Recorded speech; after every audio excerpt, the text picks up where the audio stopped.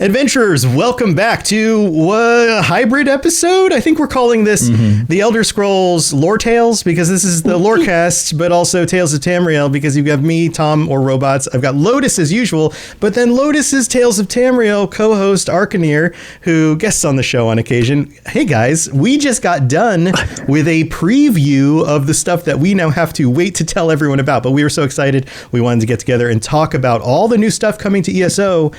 Are you guys, this is going to be totally without any real structure. We're just going to dive into everything. But welcome. That's why it's a good mix of shows. We're going to keep it to a reasonable show length, but it's also going to be chaotic as hell. Right. And this is going up. I mean, it should balance out. We have the structure of Lorecast and then absolute chaos of Tales. And right. meet somewhere in the middle. So. Right. And so this is going up live on the Elder Scrolls Lorecast YouTube channel, but also on the Elder Scrolls Lorecast and Tales of Tamriel audio channels immediately as soon as possible, right after the big announcement for everybody. Yes. We get a little preview today, just 2 days ahead of time, and there's a lot of stuff coming. Where do we want to start? We've got a new island, and I know people were speculating about this. Some people actually nailed this. Yeah, the new island seems interesting. It's off to the southwestern corner. Solstice? Yeah. This was hinted in some dialogue, which they normally do. Some people picked this out, and they were like, I think this might be the next location. Sure enough, it is. Yep. I do like that they breadcrumb that type of stuff. It's got an Argonian and High Elf feel, which is pretty unusual, as that usually does not go hand in hand without a whole bunch of morally questionable decisions happening. And speaking of morally questionable, one of the things they hinted at in the actual presentation was that the High Elf architecture is on top of the Argonian stuff in some of those locations. Yep. Which seems to imply it makes sense. Right. It totally seems to imply. Also, that tracks. Also, they did say there are some places on the northern part of the islands that have Nords. Nordic influence. Like there's like a Nordic settlement or something up there? It's because they knew Ark would unsubscribe if they didn't say that. This is true, because that's the thing. I mean, we already have Somerset. Why are we getting a second Aldmeri Island? It's redundant, unnecessary. I don't like it, but maybe there's a plot line about the Nords trying to take it over and we are helping them. I'll be on board with that. That's fine. We can deal with the one Ebonheart Pact group from there. Argonians can just slay all the High Elves. Yeah. Actually, that's 3 islands, because they've got the 2. Somerset, Oridon, and... Right. Yeah. Oh, right. Oridon is an island too. Yeah. So before people comment on this episode, they're like, I'd argue 2 that islands. they also these guys really want to sort of own Canarthi's Roost as well. Yeah, true. I mean, there are smaller islands, I'm sure. Yeah. All right. So we've got this island. We have one of the things that's going on is they have, I don't know, did you guys notice this early in the thing when they were showing some of like the city views, that in the distance there's what appears to be like this magical, almost water looking wall? Did you notice this before they revealed what that was? Yes, which is one of my favorite things, and also I almost commented on it. So apparently, if you play on console, you have actually had this screenshot the whole time. I did not realize this was not on PC. No, it wasn't. A console-only thing. I had no idea. That's great. I saw really it cool. in the stream team chat. Apparently, people were saying like, "Oh, what's with consoles like unique screenshot?" I just thought it was one of the new screenshots. I don't have a reason why it was there, but yeah, on console, that's how my game loads up every single time. Yeah, somebody must have just loaded the file in or something. And, my thought was, I was like, hey, that looks like the ghost wall, or ghost fence, sorry, that you deal with in Morrowind, or the Elder Scrolls 3 Morrowind. But I'm like, this is way before we have a ghost fence set up. We're not trying to contain the blight, so why is there a ghost fence?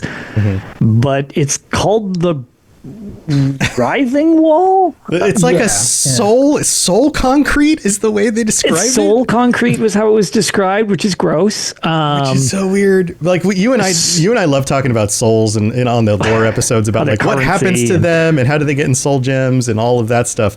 This seems like another one of those like crazy, like, well, we're using souls to power a gigantic wall and make magical concrete out of it somehow. Right, because this is a continuation. They're going back to the original Soulburst quest line, and it's basically part 2. We're dealing with the worm cult coming back, and of course you've got the worm cult and all their creepiness. Okay, so they're going to build a giant wall out of literal souls, as you do, Yeah. But I guess this is a pretty good transition because the island itself, very cool. I'm eager to see more.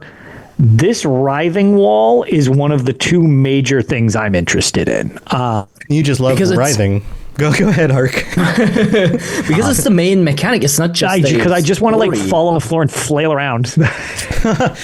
Before we get too into this, one of the things that we should note so that our listeners understand what we not only saw the presentation, but we also had a Q&A session with the devs afterwards. So they've been able to reveal to us some things that didn't show up in the presentation.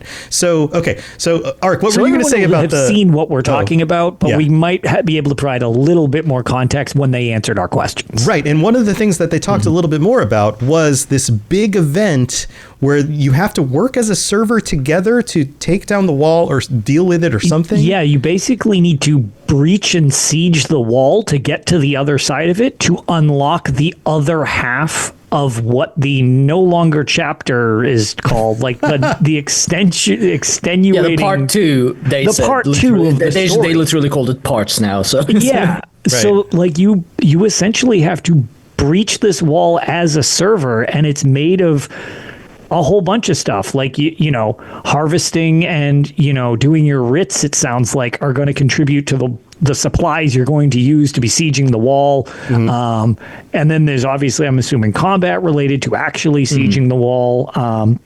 One thing I really, really liked, which we'll get into the content pass stuff later, you can participate in this to varying degrees, even if you are just like I own the game, I don't have ESO Plus, I don't have the content pass, just like I play the game for free.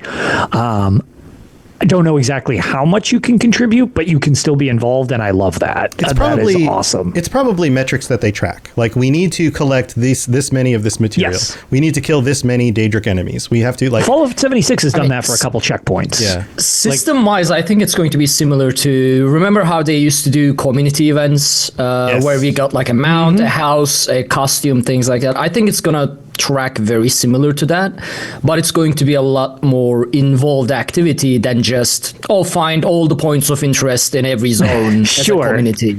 Yep, I agree. It sounds going to be very a more similar. Involved version of it. The one thing though, and that was my question that just popped into my head immediately, it's not going to be a repeatable event. This is not a world event that's going to be repeatable. It's going to be, you do it as a server once, you unlock the next part of the storyline, and then it's done. Except apparently they will allow you to, like, if you miss the event, you are going to be able to play portions of it. I imagine story parts of it again. Right. But so it's not one and done. Yes, this is a event we are literally contributing to progressing. And they said that it's not going to be like a thing, like not everybody's just going to unlock it at the same time. Like different server portions are going to see the story unlock at different points, which is pretty cool. I really like the way that sounds.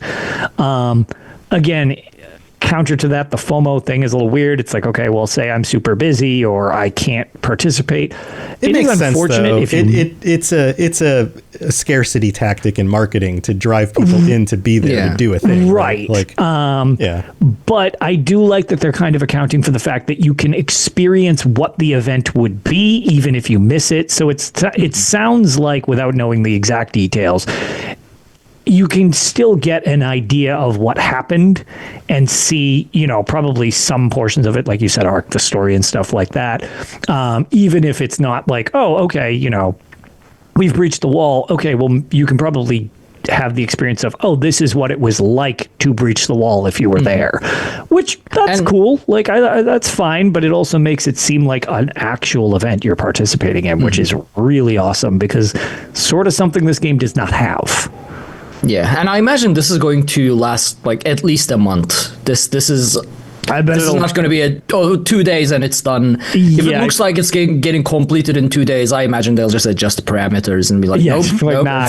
Now you need 7 billion writs. Now you have to do double this many things. Okay, cool. Yeah. Did you see the question that was asked during the chat, the post thing chat, where somebody was like, what if you don't ever complete the goal?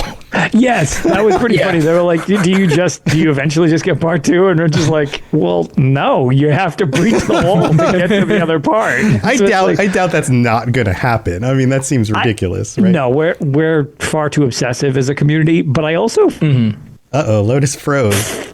sort of find that There you go. kind of just funny as a concept if we're just like, yeah, no, we're just, you know what, we're down with the worm cult. Let's do this. And we just chill and we just don't breach the wall. Yeah. I mean, it would be fun to try and get a server to screw with do the it. event, but it's There's no way. We're one thing as though, a community, we're too obsessive.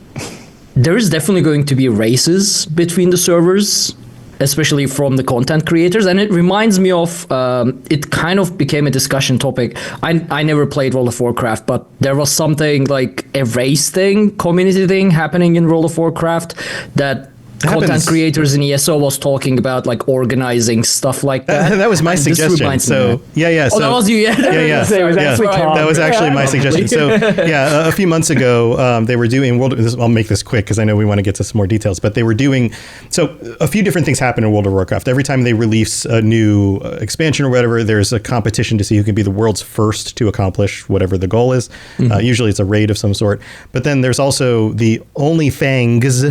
It was a bunch of content creators who got together on Warcraft Classic with the goal of doing this or that, trying to accrue the most points together as their guild by keeping it's basically a permadeath thing where if your character dies, you have to start over and you lose all your points.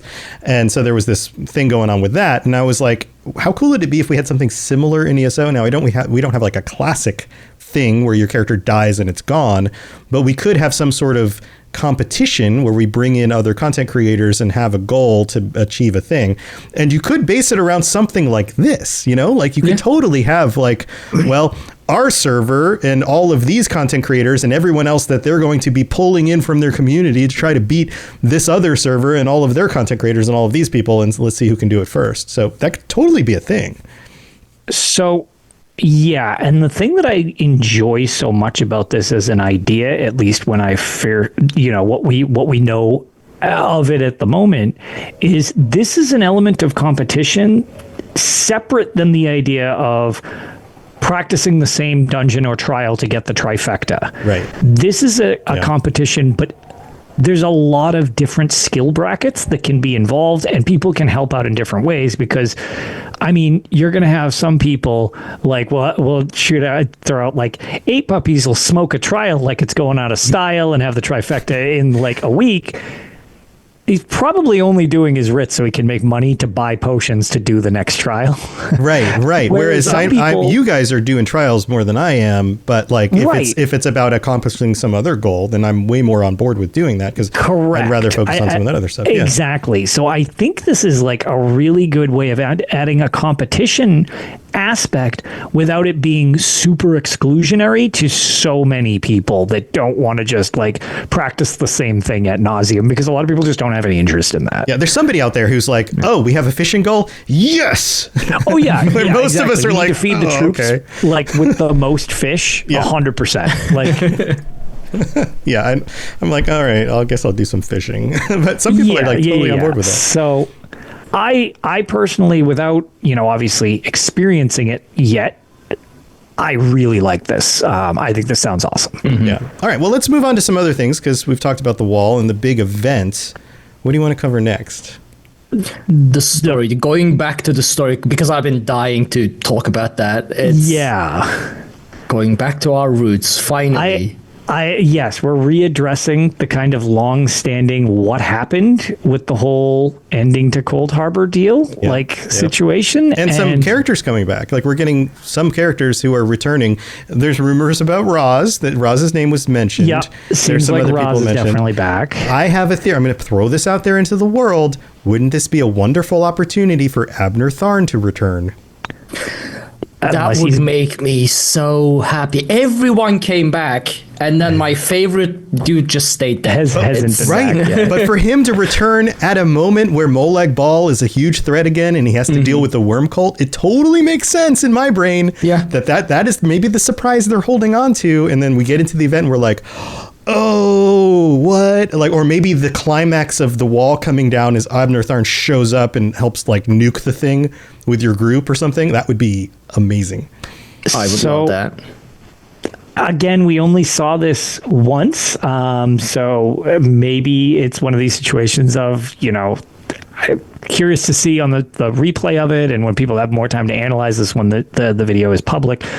But it looked like during one of the scenes and stuff like that, I'll never get off this soapbox. It looked like there was a Meridia statue. Oh. Yes, I saw that. Okay. And it just ties in perfectly. Not a hero. Like, I really hope that we're finally getting some type of situation where Molag Bal has been basically telling us, like, yeah, just because you're able to defeat me with the help of this other person, I wouldn't turn your back on them either. And I'm like, yup, we shouldn't be because she's not great. So what if so this is seasons and there are multiple seasons, but what if at the end of all the seasons we hold back Molag Bal again in some sort of climactic event and Meridia shows up and goes, "Thank you for doing my bidding. And now this," and we're all like, "No!" And it like completely goes into the next set of seasons or whatever. I've been waiting for that since Somerset for so long. Since we read the journal of Darian Gutierre at the end of Somerset, he talks about Meridia not like a hero but like a villain. Yeah, like he's enslaved to her. I mean, what was that? 2018. It's been a while. Yeah. Yeah, I think it was 2018. And that's exactly. Lotus is so and like anytime we deal with Meridia, am I exploding? Is my internet? Your internet like slows and stops, and then you speed we're back up currently having every so often. 50-mile-an-hour winds. So nice. Wouldn't surprise. Right. Yeah, of course, we are trying to record, so it only makes sense that it's a current New England windstorm. It snowed earlier today. It was 62 degrees yesterday. But like we've dealt with her a couple times, but it's her cult in what was it, in Greymore. There was that church you went to, and she abandoned all her people. Yeah. Okay. Yeah. Every time we meet her since then, or tangentially, it's basically her abandoning her followers, or there's a dungeon where everybody's going crazy. Like, we've got to get some type of resolution with her not being actually good. Yeah, it'll happen eventually. I don't know that it'll happen during this season, but it could be a cliffhanger to the next one. Yeah, leading us to if one day they decide like, okay, Elder Scrolls Online is shutting down, we are releasing ESO 2, whatever, that's when I expect like the final storyline of ESO to be against Meridia. Just a full circle. Right. We are fighting her. That's it. That's my dream ending to ESO. The other possibility, and I think I pitched this to Lotus, is that she is a bigger element in Elder Scrolls 6. And back in 2018, they thought that would be a fun way to carry that storyline and connection through to the mainline games. And the game and Starfield took forever, and Elder Scrolls 6 is taking forever. And so what they thought would have been releasing by now just hasn't released. And so they've just been like holding back that plot line. Could be. Maybe. It could be a thing. Because I mean, I wouldn't be surprised. They've continued to draw connections between, okay, these are the things happening in the second era, these are the things that happened in the other games. This is like, the precursor to the Oblivion Crisis with portals being opened and, Mehrunes Dagon and all that connecting through, like dragons being here when they, showed back up again in Skyrim, all of that. There's always these connections back and forth. So maybe that's a thing. All right, so let's talk more about some of the other things that we do know, rather than speculating about Meridia. What else really grabbed your attention about this? I think probably the biggest one, which I'm really excited about, is the fact that they're now putting subclasses in the game. Yep. Yes. So this is going to be what I think, and I posed the question to you guys as we were chatting on Discord during the whole thing. I was like, I think there are going, so I'll sum it up real quick, just my concept on this, and you guys think this through. What we understand, especially from the chat later, is that you can replace 2 of your skill lines with skill lines from other classes, but you still maintain your original, so you at least have something from your original class, and then you can gain 2 from other classes, which leads to a lot of flexibility. And I really like the idea from a roleplay standpoint, from a flexibility standpoint, as somebody who just likes doing a lot of quests on my own, being able to have some other abilities to kind of put in there and play with my character builds. But I think the biggest concern we will get from the community is, well, if there's too much flexibility, what if we end up with like, 2 or 3 meta builds because everybody can use everything almost at this point. And then we end up with an actual lack of variety in character builds due to that. Do you think I feel that's like a in the concern? end game it'll happen. Yeah. But just like as soon as you go below end game, the variety, because then you don't have to run with a meta build Right. to clear any type of content, then the variety will increase by a lot because everyone's going to just do weird Yeah. stuff. And- but at and- the end game, yeah, definitely I see. And I I guess I'm the walking billboard for doing endgame and just straight up ignoring what And the it meta doesn't is matter. anyways. Yeah. So Yeah. I'll stand by the fact of I'm going to do what I want, and I've already got some ideas for what we're going to do. That's going to be just real messy. I'm looking forward to a Dragon Knight with jabs and 55 pets. That'll be a mess. Yeah, or like a healing build that has multiple healing options that you normally wouldn't have. Right. But yeah, I'm really interested in this. I'm really excited about this. Not for class diversity, which is sort of a thing that has been a bit of a hot button issue since they've kind of done some of the hybridization. But I don't like running multiple characters. It bothers me. Yeah, So this I don't like kinda from a lets story me standpoint. bypass that. Yeah, from a story standpoint, I like when I go to the new zone and people are like, "Oh, you were the hero who did this," and I was like, "I was the hero that did that. You recognized me." But like when you play a new character, there's no connection through to those things. And that's one of the things that always keeps me from, like, because my main character is a Nightblade. Nightblades are cool, but sometimes I just want to play the new character class that's out and do the new zone at the same time. But then I always fall away from it because I'm like, yeah, but this isn't my story. I'm playing a different character now. I want to continue my original character's story. And this allows me now as a Nightblade to just shoot, green laser beams at everybody. Yes, that is correct. So that's cool. Or blue. My ultimate regeneration build mixed with necromancer skills, I can probably do some very weird Ooh, stuff. yeah, I can that- spam mass res like every 20 seconds, probably, maybe less. It's just, Oh, that would be wild. Yeah. See, this is or I can become a big Nord again. Yes, Because the exactly. necromancer big Nord skill, yeah. Exactly. No, I am really excited for this. Things that they mentioned is kind of interesting. This is open to everybody with base game as well. You do not base need game. True. the content pass to get this. This is just part of the game going forward, which I love. And kind of interesting to try to give you a little reason to make it trickier to just choose other skill lines. If you're using subclass skill lines for your other two, each skill will cost 2 skill points instead of the usual 1 skill point to try Right. to make it. You've got to commit to doing this. Now, granted, if you play long enough or do enough, I think I have 400 and something skill points Right. just That seems unused to on my main make character. it harder for new players than, like, anybody who's been playing for any amount of time has just extra skill points they haven't used. Yeah, I would imagine that. Yeah, it that's looks just like a I little guess I bit harder can't for tell new how players. many I have total on this character. I Because I have actually the have it up on my other He's screen. But I just have gonna log in 78 and I start always struggle playing. with skill points, and I've been playing the same character for years now. Oh, really? Oh, yeah. No, I was going to see how many I had total and then how many I had extra. And I have 78 extra, but I don't know how many I have total. So Yeah, I have just sitting extra on too. 78 skill points. That's the thing with doing everything on a single character, though, because then, like, all of your crafting skills are unlocked, all of your world, Dark Brotherhood, Thieves Guild. So it's a big skill point sink. But I mean, it's nice that there is a reason to grind for it too, in a sense, Yeah. because if you just give this on a platter to all the existing players, then it kind of becomes like, it'll be fun to play around with, but they won't have anything to work towards with it, Right. in a sense. So this will at least give people to just like, okay, well, all those skill points you've been missing for 10 years, go get them. It's now you need them. Yeah, that's true. That's true. Some people will skip, like, exploring or doing certain quest lines because they're like, I don't need the skill points. But now it's like, Right. oh, well, maybe you should go find all the the glowy crystal things, whatever those are called. Right. Now Sky maybe shards. it's time to start. Yeah.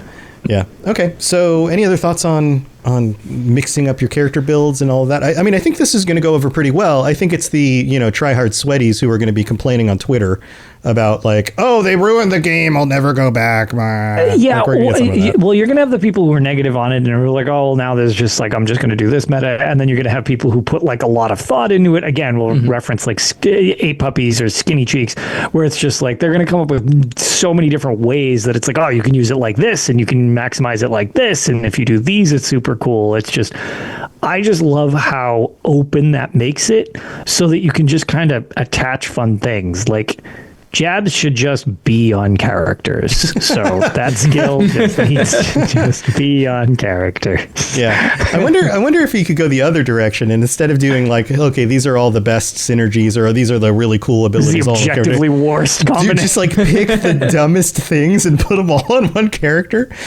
I don't know what that looks like off the top of my head, but I feel like you could totally make something like that happen. You should use your giant baby character for just that purpose. Yeah, my big naked baby Nord guy. Yeah. Yep. Yeah. If you take a Nord, and this is something, we were doing these naked player runs a while back, and I made a Nord, and if you use the character creator to just make every part of their body as big as possible, and then give them a bald head, he just looks like a giant toddler running around. It's so good. Anyway.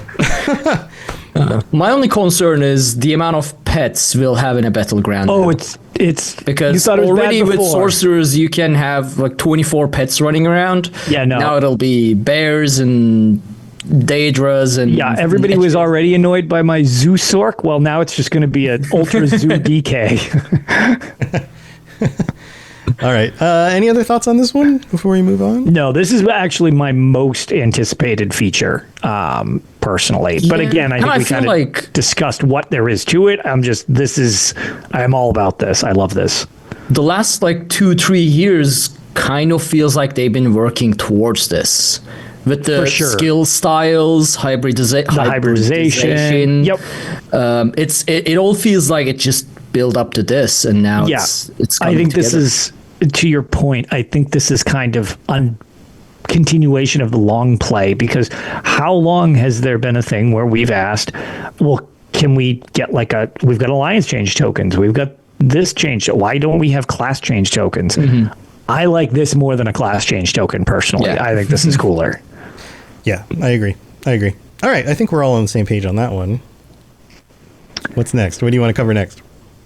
One that we can just do quickly, just because it was mentioned, and I know people will be curious on it. There is another new trial coming out to the game. I didn't even register that. Yeah, there's another trial coming. It's another 12-person. It sounds like a full trial. Still not going back to the mini trial format. It sounds like another full 12-person trial. I guess the estimated launch date is June, because even though it's not a chapter per se, June is the big drop of this stuff. So it's still similar time frame as to previous chapters. Right. Yeah. So in the trial, go ahead, Ark.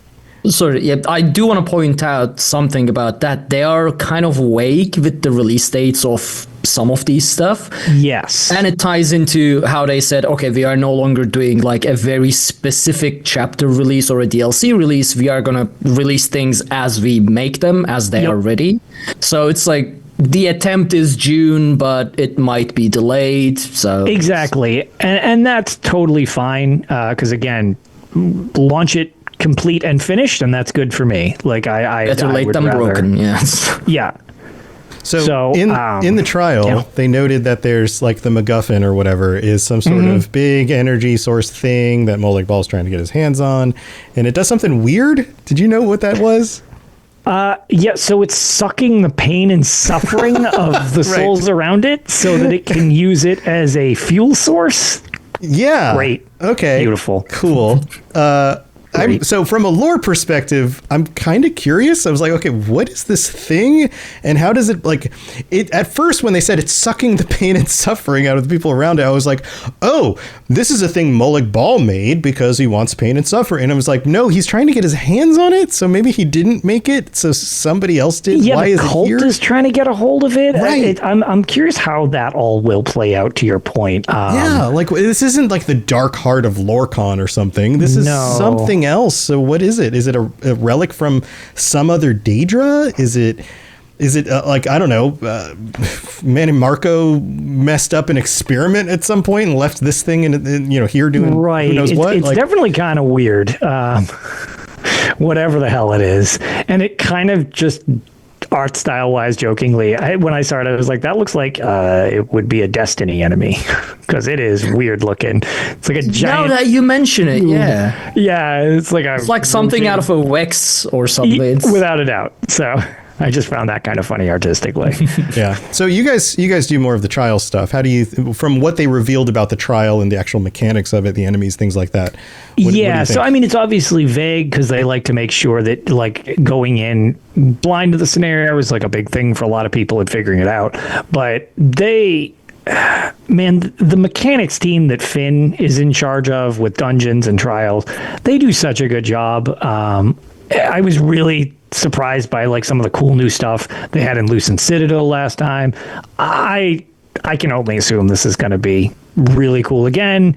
And recently with the newest dungeons, some of the same mechanics they've used, they've come up with creative new ways to implement them. Because again, sometimes there's only so many physical ways you can do something. And they've come up with some creative ways of implementing some of these mechanics in totally new ways. So I have no reason to doubt that it's probably going to be super fun. And the new trials usually tend to be a little more brutal on some of the hard modes than some of the other ones. So I assume it will also kick my teeth in. Right. I think we'll probably see some of the new creatures they mentioned as well. We've got like this big like lizard. The feathered Argonian behemoth looks very cool. I don't know what's up with that thing. And he rolls around. He does like a rolly attack. I thought it looked cool for what it's worth. Because sometimes it's you never know what you're going to deal with. But I thought that thing looked pretty cool. I feel like there's other video game characters that do that. They just aren't coming to mind from like other series.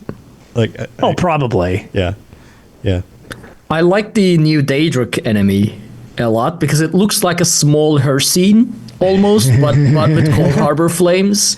Yep. Yeah, at first I thought it was like a minotaur, like a skinny minotaur, but it's not. It's more like a satyr with like a skinnier, pointier face and horns. Yeah, it's weird. It is cool looking though. It's also huge. Well, there's that big version, and then there's the like little. I don't know. I've been liking their new monster design quite a bit. Yeah, and for future Lorecast episodes, every so often you and I like to dig into like the monsters, the bestiary. Right, some of the bestiary stuff is pretty cool. Yeah, so we'll have some. Hopefully, there'll be some lore drops about like, okay, who is this? What is this Daedric being? What is this thing? Where does it come from? And yeah, so we'll get some of that stuff as well. I don't remember. Were there any other new creatures announced? I don't think they specifically mentioned other new creatures outside those couple. And in the trial footage, we saw some of the tried and true. Sure, and sometimes you get surprised by what's in there. But again, when it's instanced content like that for a team, they tend to try to keep it a little more hidden so that they don't end up showing too much and spoiling it for people. Right. So speaking about like the dungeon itself, but then also like I guess this is a dual thing. Like the dungeon, to my mind, looks very traditional, spooky looking Daedric kind of dungeon kind of thing. But then there's the island, which is like from again just kind of like a scenario, like where you are. Like the place they refer to it as like a tropical paradise, kind of just dealing with this weird threat. Yeah, it doesn't look like there's a ton of new like textures and trees and things like that. It seems like a lot of those assets are reused from other places, but the combination of stuff and the fact that it's like this tropical isle in the south, which is not, we don't have a whole, like there's like one starter zone that's kind of like that. There's not a whole lot of areas. Yeah, and sort of high isle to some degrees, although that's less tropical. That's more like a jungle. It's more jungle. Yeah. This is like, this has a lot of sandy beaches and a lot of these like subtropical trees, and the architecture is that combination between the high elves and the Argonians. It's kind of just like, it feels like a hodgepodge of other stuff, but we didn't actually get a whole look at like usually these zones are bigger than you expect. And I think that's one of the things, I don't know if Rich said it during the actual thing or in the Q&A later, but that the actual size is very much in line with a lot of the other stuff we've gotten before. Yeah, he did mention its chapters size, but it's split in two. So part 1 and part 2 before and after the whale. So I guess it's going to be like 2 half chapter size zones. Yeah, kind of like High Isle. I imagine they will have vastly different aesthetics as well between the two sides of the wall. Yeah, And that's true. I You have to guess- wonder what the other side of the Right, wall what looks is like. on the other side of the wall. Yeah. So that actually brings me into something that I know people will be kind of curious on, as I certainly Oh, he did it again. was. There he is. I think we should probably discuss not a season pass. What the hell do they call a content pass? Names are pass, weird. Yeah. So you don't buy a chapter; you're buying a content pass, and it's $49.99 US for the year's worth of stuff. That year's worth of stuff includes all the stuff we were talking about, the part 1, the part 2. It does include the dungeon have come out in Q1. Did my thing break again? Yeah, it did. But you're back. It's You're yeah. back. Go back and fuck re-say what you were saying about the content pack. So the content pass is $49.99, and it basically is part 1 and part 2 of the. He is not getting his content passes. Yeah, you didn't get your internet content pass. That's why it keeps breaking. But so the content pass includes everything for the year, including parts 1 and parts 2. That's what you're saying so far, right? Yes, if my internet would actually let me cooperate here. Right, Good right. Lord. So yeah, it gives you part 1, part 2. It gives you the dungeons.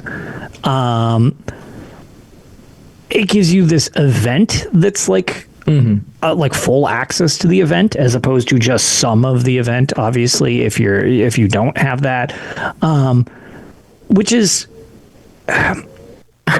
interesting. $49.99 is pretty. Oh my God! Happened again. Somebody else just take over and explain it. Right. I don't know how. All right, yeah. So, I mean, what we used to do is we either subbed to ESO Plus and then bought the chapter individually, or bought everything individually. So chapters used to cost like, if it was the digital collector's edition, I think it was like 60 USD.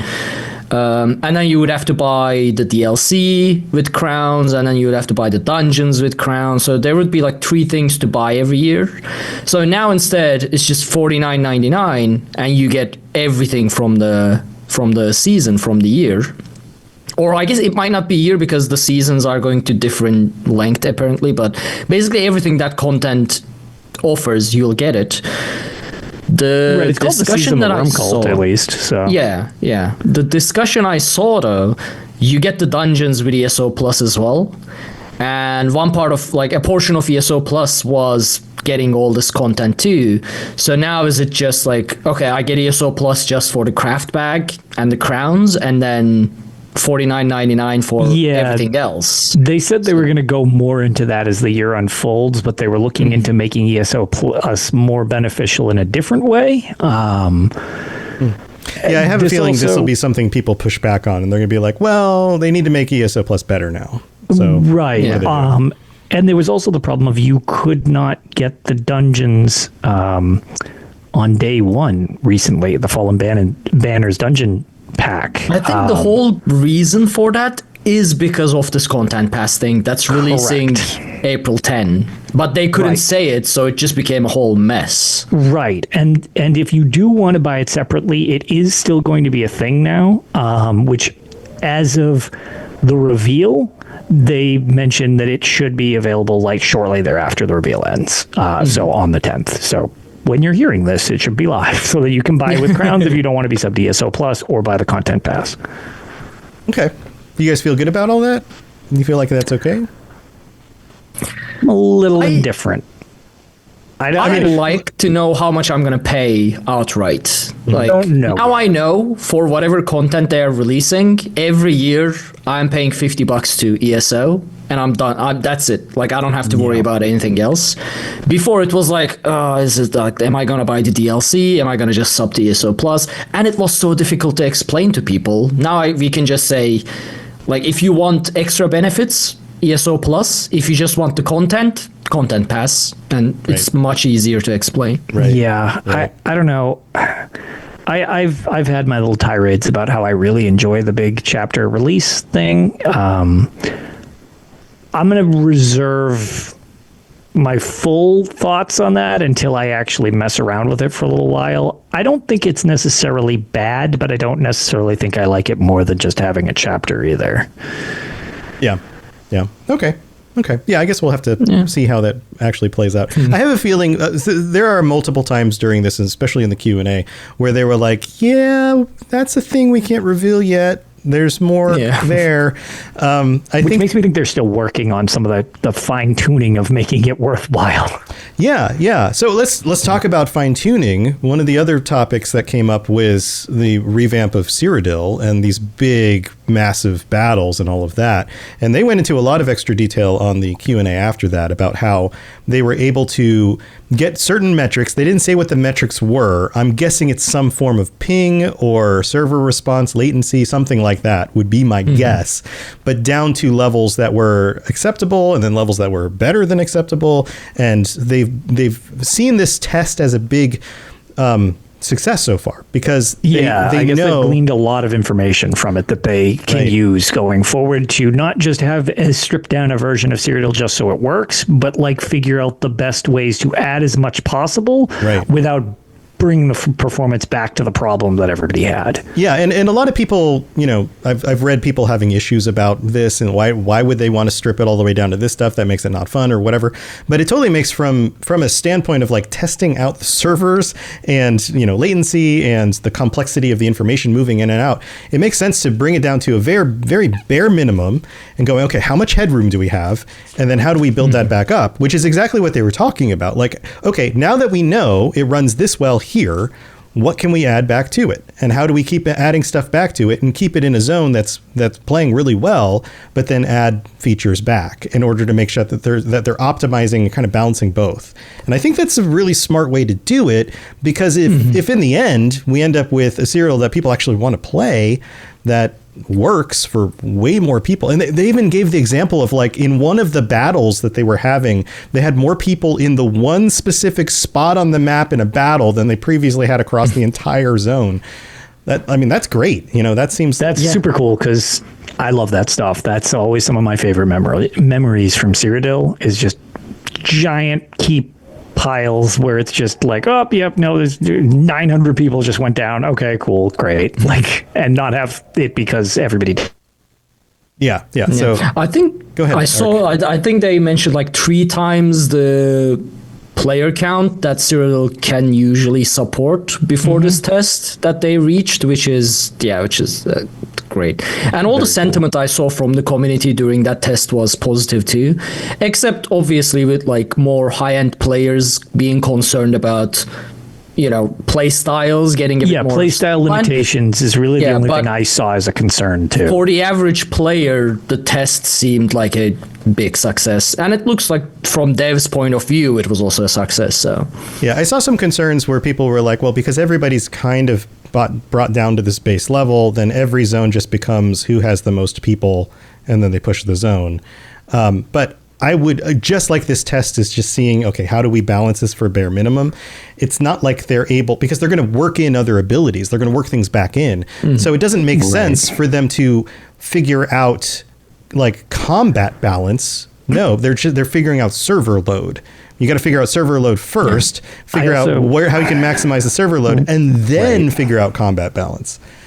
I also don't want this to sound super reductive, but if you look historically at how wars were won, usually it's the side with more people who wins. That's true. It's not that it's always the case, but you're usually very outplayed when that happens. So or it's morale. The other side. Yeah, it's either morale, size of your armies or it's morale. But in a video game, it's not like you're looking at the enemy across the field and going, "Wow, their weapons are bigger than ours. I'm out." And like you playing a video game, you just run in and you hit buttons. Exactly, but just like on a sort of jokey thing, it's like that's sort of how giant warfare is played out. It's just like you have a big advantage by having a lot of people. That's sort of par and parcel. What would be interesting is if there was a mechanic for luring more people into Cyrodiil in order to have more soldiers on your side. Like, what if you could make your way through the regular map and incentivize other players to come fight for you? That because could be kind of because if that's the interesting. deciding factor is who has the most people on the field, You then want as many people as possible. what if you gave the players the ability to influence other people to get more players on the field? And I'm sure you could say, well, that's why you're part of a guild. That's why you set up a guild event. That's why everybody comes in. Sure, yes. But what years if... and years ago, there was also the thing, if your team actually, your alliance had emperorship, you actually got a buff that you could bring into trials, which was removed because it made score pushing just gibberish. Because it's like, oh, well, okay, make sure somebody has emperor and then go do the trial. And it's like, Yeah, it's a lot. It's a lot to have to manage. okay, this is a mess. Yeah. Don't do this. So don't go back to that type of thing. But Right. All right, so we got Cyrodiil. Any other thoughts on Cyrodiil? no, I'm Looking hopeful. forward to it. Yeah, hopeful. I'm yeah. hopeful. Cyrodiil isn't something I've jumped into for a very long time. I feel like in a situation where it is more playable and there's more people, that it becomes more appealing. Yeah, so I like for that sure. idea. Also, please update the names on the servers so they're not from Greymore still. That's true. I keep forgetting that's I know the thing, because I no everybody longer points I don't out even that I bring that register up, it and they're anymore. like, "Why do you But keep yeah, mentioning it's that?" They're like, we're trapped in 2020 forever. Clearly. Oh, geez. It's Well, just I mean, funny. it was the best chapter because it was Skyrim, so it only makes sense. Oh, there you go. There you go. All right. Anything else on your list? I'm hopeful for go what ahead. will be there. Yeah, cool. That's really it. Anything else on your list of stuff you want to cover? That's it for me. So it's kind of, if you guys have anything else to cover, those were my things of interest. I mean, I know we covered most of it, but like that was really like, those were my major bullet points that I was like, ooh, I'm excited. The very vague, but I think the game definitely needs it. The welcome back features that they said, that they literally just called it welcome back features. Didn't elaborate much. They just said that it's, the game has a lot of features that was added in the last 10 years, and they are working on things to make returning experience more pleasant and I assume handholdy. And in the Q&A, it was mentioned that it was not going to be this like set feature, but it was going to be tailored towards the player in a sort of quest and reward based mechanic, which kind of makes me feel like it could be very simple. Like the game will check, oh, has this person done antiquities, and it's just going to give you the antiquities quest and then a reward associated with it, which would work in bringing people back up to speed, but it would also kind of be very simple. Or maybe they are working on something much more elaborate and include some more immersive guiding. I don't know, that would be more pleasant, but the game needs it, that's for sure. Yeah. When people asked in the after show, Rich was like, "Yeah, we got stuff, but can't really tell you yet." So Again, this whole work in progress thing they're going with. yeah. So I mean, that's good. It's good because a game that is this old with this many features, definitely people pop in and they're like, "I don't know where to go. I don't know what to do." Or I'm just completely overwhelmed. I mean, they've changed the quest giver stuff, so thank God on that, because otherwise you start a new character and 500 people run at you with quests and screaming with papers. Yeah, that's true. Logging out and nope. Yep. So one of the things I was hoping they were going to address is, previously we knew that they were working on combat reworks. Is this the combat rework, or are there more combat reworks coming? I think there's more Good coming. question. Because I think this is a skill rework. It's not really a combat I don't think this is rework. the combat rework. I think because they've mentioned before more animation stuff that's changing, and they've done occasional ones. No, I think that is unrelated, and I don't think they're talking about it yet, would be my guess. Yeah, I'm excited for that, because the way my brain works is once something becomes too familiar and comfortable, I kind of push back against it. So seeing characters all do exactly the same run animation and then stand and use the same animations to attack and send their spells, like there's something about that where my brain goes, okay, I've seen this 2 billion times. Yeah, I'm over it. Give me something else to feed my brain. And I know that you should be thinking about, like, what buttons am I pressing? Where am I going next? Who am I, standing next to? Or how am I getting out of the poo on the ground or whatever? But like, there's something about things being too familiar. I'm constantly craving novelty. And that would be nice. It would be nice to have. And heck, I would love. So one of the things I've done recently, and Lotus knows about this, I've gotten back into Skyrim with a bunch of mods, doing challenges and things like that. And some of the mods make the combat in Skyrim so much more visceral. You hit things, they react. You know, like you could always hit a skeleton and it would break and fly all over the place. But did you ever notice that in Skyrim, when you take down most enemies, they do a spin and fall down? This is like the default animation is they turn around and fall down. Yeah, they tend to twirl. I know what you're talking about. They do a little pirouette on the way out. They do a little pirouette and they fall down, right? And it's like one of those things where like you see it 100 times and you're like, okay, this is the way everybody falls down. So you get a mod that stops the pirouette, but then adds more, physics functions to their fall. Or what I really love adding to this is dismemberment. You know, like you take on a Draugr and you get a heavy attack, and all of a sudden the head and like one of his arms comes off. Gave you unlimited entertainment. Right, like that kind of stuff is great. You know, and little changes like that into ESO. And I get it. It's a big server game. It's an MMO. They've got to balance that MMO load. But something that just makes it feel a little bit more tactile, a little bit more visceral, maybe even leaving bodies in the ground a little bit longer after you kill things. I don't know. Something that makes things feel kind of new would go a long way, at least for the way my brain enjoys consuming things. Yeah, I definitely understand what you mean. Like the hit feedback, like the weight of your weapon feeling, that's sort of the more, worsely aged parts of Elder Scrolls Online in the last 10 years. Like visually, the game is still gorgeous, but that feedback that you get from your actions, that didn't age super well. And I didn't notice it until I started playing like some of the more, well, I shouldn't say started playing, just tested it out, but some of the more recent MMOs like Tron and Liberty, and then went through those and I was like, okay, this feels like I'm actually smashing things rather than just pushing buttons. That would be lovely. I'd love that. I feel like that's been one of the big advancements in combat over the last, my lights just changed, over the last 10 years or so. I'd also really, really like I know this is a huge ask, but just up-res textures. Just make the textures a little bit higher quality. They're kind of doing that. Those zone reworks. Have you been to the? Your room is now a sun flare. What do you call it? The new zones. They did a good job. They're much nicer looking. But what they've done, this is not to complain. I like the way the new zones look. They look a lot nicer. What they've been doing is pulling in the highest quality of the textures they've gotten to and the objects and things like that from the other zones, and probably even polishing some new ones for those zones. And they've been putting them in. So they brought it, like everything was here outside of those zones, or at least in the newest zones, and they've gone and brought those up to the level of everything else.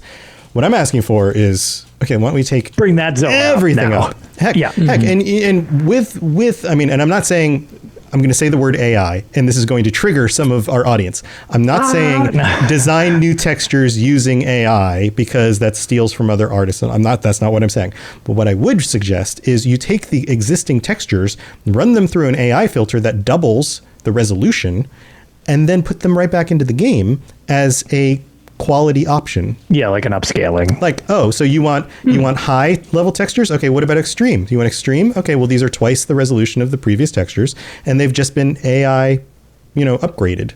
That's it. And I know this isn't a simple ask. There are probably hundreds of thousands of textures in the game. But it would be cool. It would, my eyes would appreciate it. Yeah, I'd still want it. Would just upscaling the textures change that much visually, though? That's what I think so. Not sure about. This is something I've been doing. Again, I've been messing with Skyrim mods, and there's something about like some of the mods will take the vanilla textures, they'll up-res them, and then they'll add parallaxing.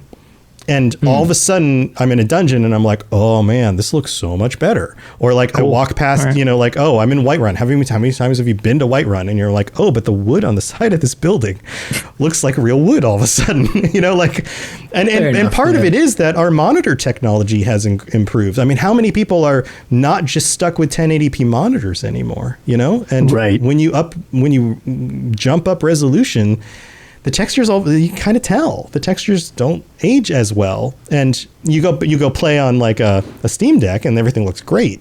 But, because the Steam Deck's running at, 720p, and like, but I really think that that's just the nature of like our expectations. We're playing on, how many people have 4K televisions and are playing on consoles with 4K, televisions, Sure. That like, and hopefully I would assume, the top, Xbox and the top PlayStation can run higher resolution textures. I don't know if you want to add to the storage. There's a lot of elements, but yeah, no, given the it's option, not like you said, it's not a simple ask, but it's still something you can desire. right. So that's where I am ESO hoping still other works things on come. old generation consoles, right? They haven't completely ditched that yet. Technically, but they've made the first step because they've already said that when add-ons are implemented for console, they are not usable on last gen. Right. Okay. So Yeah, I think they're moving past they've that. kind of There's taken already the a first separation, step so- forward. Yeah. But at the moment, yes, they are still the same. Here's a fun new question. I know we're kind of in like just extra territory here. With the Switch 2 announcement and the Switch 2 running on par with, say, a PlayStation 4, do you think we could get ESO for Switch 2? Depends more, I would never- say, on their internet architecture than anything else, because I don't know. I have next to no experience with a Switch. Yeah. But it would open up the audience because there are a lot of people So, who I just know they're not. It certainly would, although it is also an M-rated game, so I don't know how big the audience for something like that on Switch would be either. Yeah. Well, here's some details. So, FromSoft is launching it's not Elden Ring, but it's another FromSoft game that's very M-rated, and it was announced with the most recent update about Switch 2. So that is coming. So they are catering to an M-rated audience. There are people who will only buy one console and they only buy Nintendo. That's all they buy. They don't play PlayStation. They don't go Xbox. They don't have a PC, and so that would open up the audience to that demographic. I certainly don't think it would hurt. Yeah, the Especially hardware because could probably run it. They've had ventures to other things as well that have, the platform kind of fizzled out. What was that Google thing? Stadia? Stadia. Oh my God. Yeah, I mean, they were on that briefly. Yeah. It's like, Yeah. And if the architecture is very similar to a PlayStation 4, then maybe they could just port over what they've already got going and just kind of make Maybe. it work. yeah. I don't know. It's another Interesting. wonder. Yeah. Yeah, I don't know. I'm excited to see what's coming now. And yeah, I'm curious on other people's impressions before we get more into it. But initially, Lotus broke again. it seems like they're There he definitely is. trying some new stuff this year, and I think it's good. Cool. seriously, We got you. You caught I'm up and done. sped up. Yeah, we've got to wrap it up anyway. All right. So last thoughts. Ark, do you have any last thoughts here? I mean, just watching the video that they did, the actual directing, and them talking about the game still in the studio environment, they still look so hyped about this game as the Dude, developers. I would And love to that's work in an always a good office like sign. that. That office looks yeah, great. I mean, I'm glad that they included that content. And I know some people get funny about these things, but like, it's a really cool environment to work in a place like that with, people and their desks. And I even noticed like they don't have the big annoying lights on, like the fluorescent lights on. Everyone's got little desk lamps and they've got, like armor up on the wall and like all that kind of stuff. That looked great. It was really cool to feel like, okay, we get a sense of like who these people are day to day. Yeah. And it's like we usually hear a lot within the industry about the working conditions in a lot of studios, and pretty much every studio I've heard horror stories from. There are no studios that are like, oh, I've never heard something about it. I've never really heard anything from ZeniMax Online Studios and the working conditions there. It's not to say that it's perfect, but compared to other places in the industry that, you talk with other devs and stuff like that, seems like a good place. The other one being Santa Monica, that I know that it's a good place that I've heard, and it's ZOS. And I think that like reflects to their work and their passion for it as well. Right. And hopefully the future of the game. Right. They recently unionized as well. So I'm sure that's true, yeah. I'm sure that helps, make sure that they have an environment that they enjoy working in. And I mean, that's something I'm very for. Happy devs. You can make everybody crunch all the time, but that doesn't mean you're going to get a good product. If people work regular work hours, but they love what they do, they're going to make a good product. And you would think that people who run companies would figure this out, but I've definitely worked for some people in the past who did not figure that out. Like if I'm working somewhere and I love it, I'll go above and beyond. I'll do extra work. But if you're making me do it, no, I'm going to clock my hours and I'm done. I'm going home. Yeah. Yeah. Okay. So, Lotus, do you have any final thoughts? No, the internet will just cut me out anyways. I'm excited. That's all I got today. All right, cool, man. Yeah, lots of fun stuff. Lots of cool things to look forward to. I'm excited for it, and I'm also. There were a lot of things, especially during the conversation afterwards, where people were asking. They're like, "Yeah, we got it in the works. It's coming, but we can't talk about it yet." So this is just kind of the tip of the iceberg. There's a lot of other stuff going on, and I'm glad they're taking the time to really address a lot of these things. But one of the things I was concerned with is, are we going to get new zones? And we are. And are we going to get more story? Yeah. And we are. And it feels very similar to the chapters, but yet with some different, caveats, some different expectations around them. So I'm excited about that. I think that all that's very cool. So I'm looking forward to it. And thank you, everybody, for tuning in. Also, if you are watching the YouTube video, make sure you follow. I'm not going to do the whole Patreon thing. We're going to save that for next week when we're back to a regular episode. But if you have thoughts and you want to leave comments about your expectations, like leave your thoughts and comments. Let us know your expectations. Comment on the Robots Radio Discord. Do you guys want to do any final stuff before we go? How did you manage to make you can check us out at Tales of Tamriel. Easy. That's it. Check out Tales of Tamriel. Yeah, I'm a time wizard. This is my superpower. This is there is no way this would have been exactly 1 hour if you weren't running this show. I guess I've been doing this for a long time. All right. Well, thanks, guys. Thank you, Lotus and Ark. And fun. It's always fun to hang out, Ark. It's good to see you. Absolutely. I love this stuff. Yeah. So thanks for being here, everybody. We'll see you next time. And until then, play some ESO. There's some cool stuff. Let us know your thoughts. Yeah. Build that soul wall. build the soul concrete. Soul Concrete is my new funk band. Anyway, we'll see you next time. Bye, everybody. Bye, everyone.